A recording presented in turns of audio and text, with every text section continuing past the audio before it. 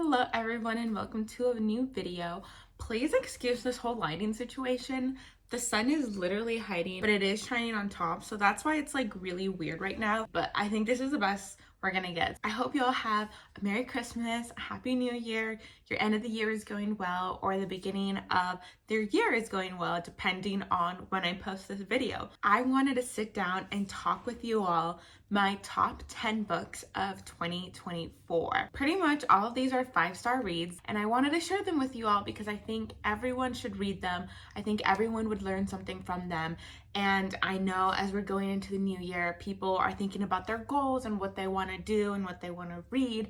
And maybe this can inspire some of you to read some of these books on these lists. Now, I'm going to be completely honest here. Some of these books are really popular, so there are probably some books on here that you've already read. In no particular order, let's just get started. I think I'm going to start with Lessons in Chemistry by Bonnie Garmus. I gave this a 5 stars, obviously. And there is a Apple TV show based off of this book, and I've seen it, and I love the show as well. So this book takes place in the 1960s, and our main character's name is Elizabeth. She has her master's in chemistry, and she is currently working in a lab. At the time, there are not a lot of women in this field, so she is one of the first women to kind of go through it, and she's having to push through a lot of barriers in doing so. She ends up meeting this scientist, and even though she is so anti-love and I'm so focused on my work, she ends up falling in love with him, and then she ends up having a baby. So then we flash forward a couple years down the road. I'm not going to say how or why or what, but Elizabeth ends up being a single mother, and she is raising this child by herself. And she kind of got the opportunity of a lifetime where someone convinced her to do a cooking show. At first, she didn't love the idea because she was a chemist. She thought about chemistry, but she actually loved cooking, and she was really good at cooking because of her chemistry background. And so we explore Elizabeth's life, her daughter's life, as she's trying to face these new challenges of becoming a famous cook show host and also having to raise a daughter. So I will be honest, a lot of people have some issues with this book. I can understand some of them. So my camera died, but here we are, we're back. I hope it looks the same. But anyways, where was I? So I think a good word for this book is that some people think is a little cliche. And honestly, it is a little bit, but it is still really, really good. The way I view books is that obviously no book is going to be perfect, but when they're really, really good in some areas, it kind of gives the book some room to have not so amazing areas. And those people that complain about those things, they are so minor. They're not that big to the plot, and like there are so many other good things about this plot and this book. It is not a big enough deal to not enjoy some of the good parts of this book. Now, I will say this is a pretty long book. So this book is 386 pages, but honestly, there's a lot going on. So we follow Elizabeth when she is younger, when she goes through her little romance era. We go through like that whole time when she's pregnant, and then we fast forward a couple years into the future where she then is raising her daughter when she is older, and then she's going through the whole cooking show.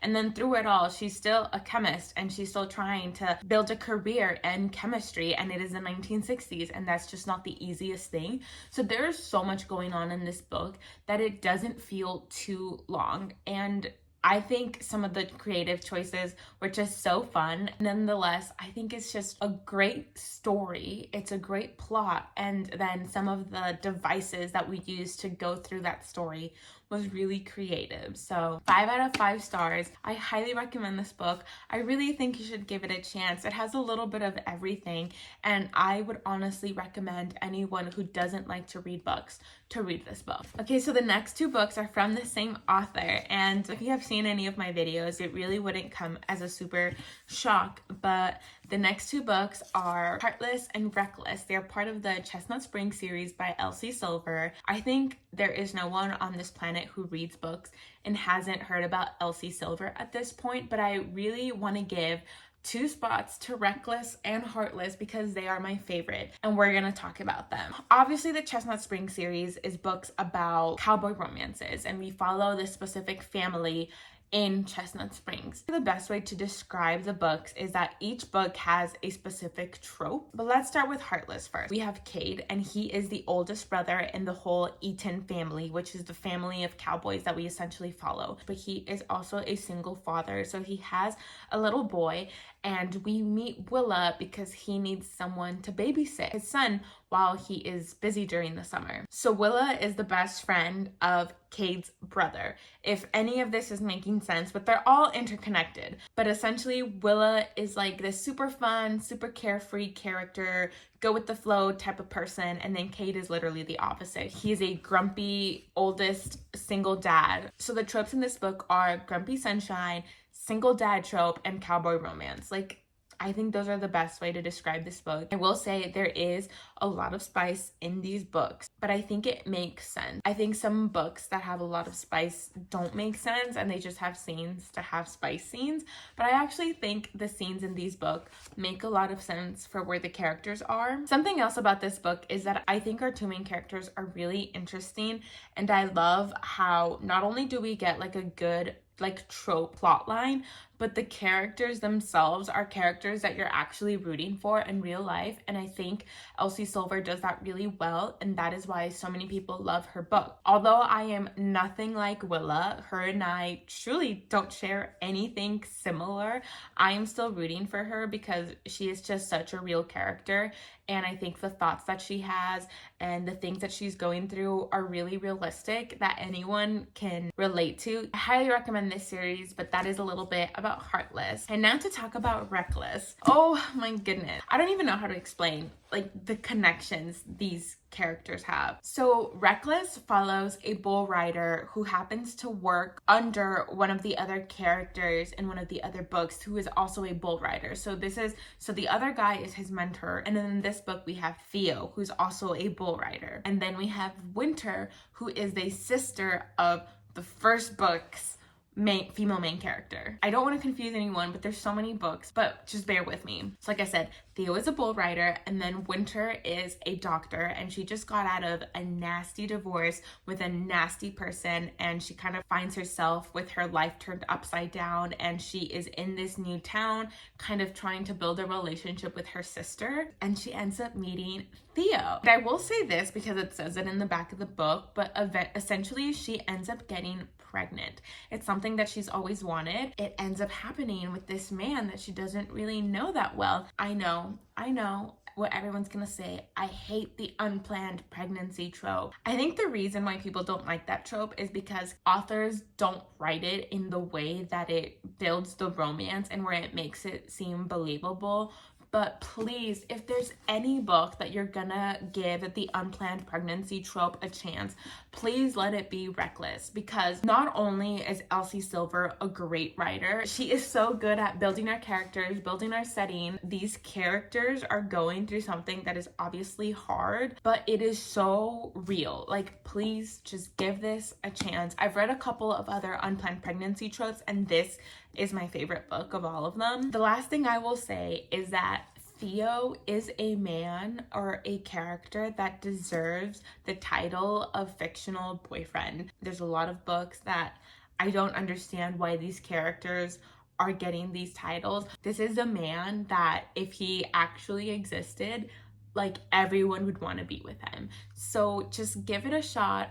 I hope I am able to convince you to read Reckless. Honestly, this is my favorite book of the whole series. I hope I am able to convince you to read this book because this is honestly one of my favorite books, and I feel like people would love it too if they just gave it a chance. Okay, so the next book I am going to talk about is Carrie Soto is Back by Taylor Jenkins Reid. So I ended up picking this book at a Goodwill, if you can believe it. I literally got this hardcover book for $3. So funny enough, this book belonged to the Phoenix Public Library. Now it's in my bookshelf. I have no idea how this book ended up in a Goodwill, but you bet that I picked it up. So obviously everyone has heard about Taylor Jenkins Reid. She has a ton of books that people love, and rightfully so. I myself love The Seven Husbands of Evelyn Hugo, but this book and specifically absolutely broke my heart, and then it mended it back together, and then it broke it again, and then it did it again and again. So our main character is called Carrie, and she is a world-renowned national champion, Olympian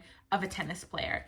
And this book technically takes place in the 90s, but we do go back in time a lot through her childhood, so we see like pre-1990s and 1990s, if that makes sense. So her dad was a really famous tennis player as well, and then when he had Carrie, he ended up obviously teaching her how to play tennis, and essentially she became an Olympian. If I am not mistaken, we have like the US Open, and then like there's like the Australian, and then the UK, and then those are all like the same people are competing in them, and she has the most wins out of everyone in the world. And then she ends up retiring, and then a couple years later there is someone who is about to beat her record. So she does the unimaginable decision of coming out of retirement when she is many years past her prime. She hasn't played for a while, and she decides to go back into tennis to try to save her record. I do want to say, you do not need to know tennis to understand this book. Lord knows I know nothing about sports, nothing about tennis, and you don't need to. The author does a really good job of teaching you like the bare minimum basics that you need to understand the book. But in reality, this book isn't about tennis. It's about Carrie and her life story, and her deciding to do this thing of going back into the sport that she loved so much, but then also brought her so much damage because she wanted to be the best and she was the best. And we're going through all of her ups and all of her downs and all of the lessons that she has learned. And in real time, we are following whether or not she's going to essentially keep her record or not. I'm obviously not going to spoil the end, but I was crying by the end of this book, if I'm being honest. This book was so sweet, and it meant so much because Carrie is not a likable character. You know, she is a national championship, and she knows she is that good, and she is not afraid to let anyone know that she is that good. She can be a little abrasive at times, but she is such a real character, and I think the things that she goes through are so real. You are going to learn something from reading this book, and obviously Taylor Jenkins Reid is a very famous author. She writes amazing stories, and she, like, the way she writes is really easy to follow along, and so many people love, so I highly recommend it. I truly think Carrie's story is one that I think about all the time. It's been a couple months since I read this book, and I still think about Carrie, and I still think about some of the things that we learned in this book, and I think everyone should pick this book up. This is another book where I think even if you don't like to read, you would really enjoy it. I feel like I'm talking so much. I am so sorry. It's just, I truly love these books, and I want to give you information to convince you to read them, and I want to talk about things that other people don't talk about on the internet. So I'm trying to like find the good balance. But anyways, the next book is Never Finished by David Goggins. So this is the only nonfiction book I have on this top 10 list, and I think it obviously should go to David Goggins. So if you don't know, David Goggins, he was living a life he was ashamed of. He was not happy. He was very lost, and then he decided to focus on this one thing and this one goal, and he ended up accomplishing it, and then some. So this is the second book that he has written. He has the first one that has to do more about his life and his life story, and then this book touches more on the goals that he had for himself and the mentality and why he was able to accomplish so many of these goals. Me personally, I love the second one more than the first one, but I think both are amazing, and I think people should read both of them. So even though I am recommending this one and this is on my top 10 list, you should also read the first one. So if you don't know, David Goggins is that guy that does videos where he is running on the street and then he's saying, who's gonna pick up the boats? Who's gonna carry the boats? Or something like that. And then he's like cursing in all of them as well. So there is a lot of curse words, but again, you are going to learn so much from this book. I have to credit David Goggins for me being able to push myself to accomplish a lot of the things I wanted to accomplish this year. Yes, his story is about going into the military, but again, it's more about the challenge and the things that he